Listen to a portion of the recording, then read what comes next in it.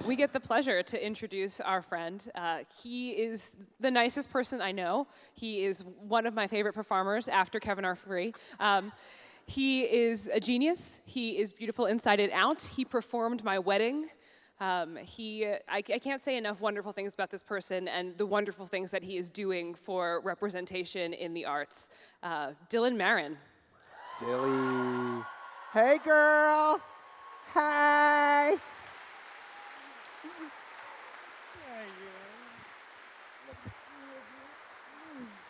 Get him, Dill. Get him. Hey. Hi, guys. How are ya? Good. That's me. Oh, wow. That's really cool. But this is my computer. Can we switch over to my computer, guys? Can you give it up for the amazing tech crew that is here? Yes. Yes. Oh, great.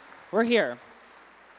So, rather than talk to you right at the front, we are going to watch 3 movies, and I am aware that I have 7 minutes, so let's just dive into it. Here we go.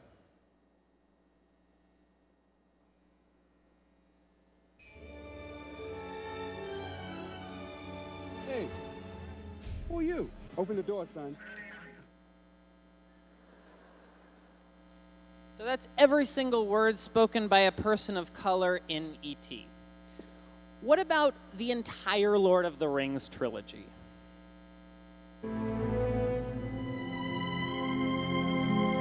Whom do you serve? Saruman!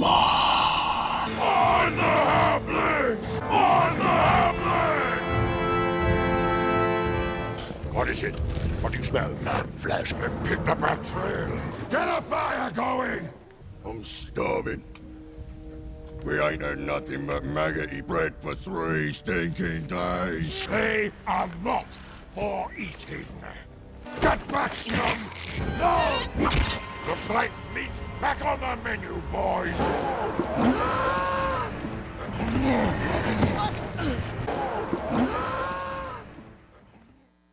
Entire Lord of the Rings trilogy. Those are all the people of color who speak, and they are under pounds of makeup. Okay, but what about like a really beloved musical, like Into the Woods just came out last year, modern, right? Like everyone's aware of representation now, so this movie wouldn't fuck it up. So let's see. Into the woods and out of the woods and home before dark. Yeah, not a single person. Not a single person. So we can switch back to the feed. Thanks, guys. So, why do stories matter? I think that stories matter because we engage in them to understand more about ourselves and the way that we fit into the world. You know, that's how storytelling has been ever since storytelling started, right? Like from cave paintings to oral history to the written word to the recorded word. Essentially, stories are just like, this happened, and this happened, and how do you fit in, right? And movie storytelling is, I think, a beautiful tradition that we all engage in. We go into these darkened rooms, and we see these stories projected in front of us, and essentially, we're building our empathy. We are identifying with the people we see on the screen. So you know when you're in a scary movie, and someone is behind you, and they start yelling like, "Don't go in there!" You know when that happens? Yeah, it's sort of annoying, but that also means that it's a story that is really working. And that's empathy, and that's a really beautiful thing. So I have always loved movies. Like, from the time that I was a little kid, like, I loved The Wizard of Oz was the first movie that I ever saw. I loved The Wizard of Oz. I loved Aladdin. I loved The Lion King. Is anyone familiar with the TV show MacGyver? Yes! Oh my God. So I loved MacGyver so much, and it was probably mostly because I had a huge crush on MacGyver, but we are just gonna move past that. I loved all of these stories. I would skip down the yellow brick road with Dorothy. My parents always knew I was gay. I would sing along to The Lion King. I would make the contraptions that MacGyver was making.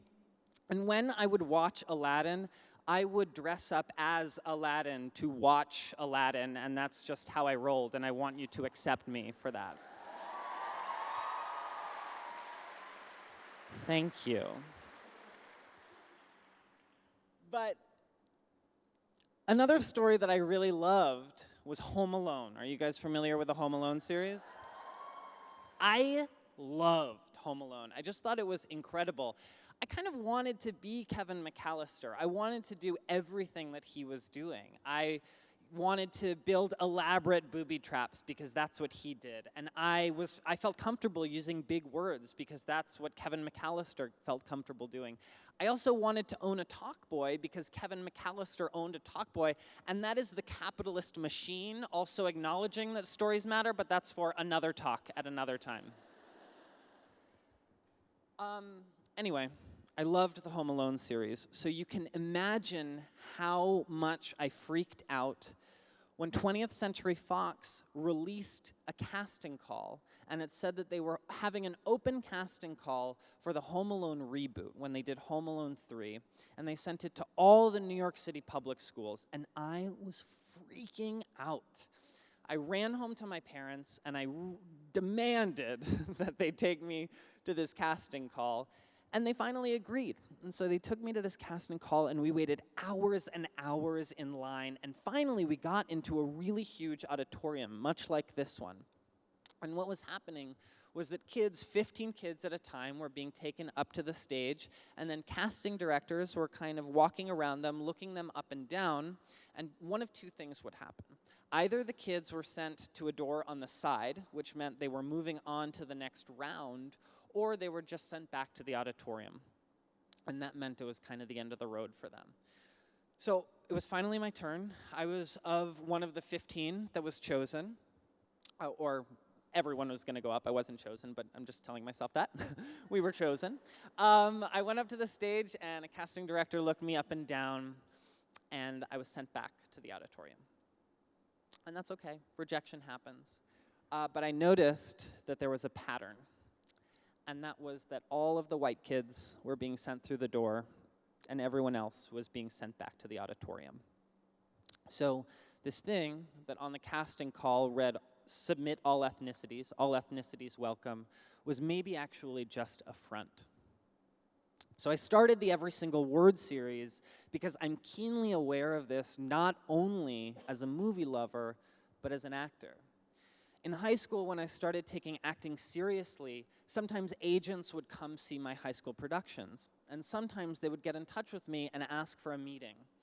I would go into their offices, and I would be really intimidated, but also super excited that I was maybe about to sign with an agent. They would compliment me on my performance, and then, in some way, they would tell me, "Well, you're never going to play the romantic male lead." And there was one agent who actually laughed as she said this, and I laughed along because I just thought that was the thing to do. None of these agents were really interested in working with me because they weren't confident that I was going to book work.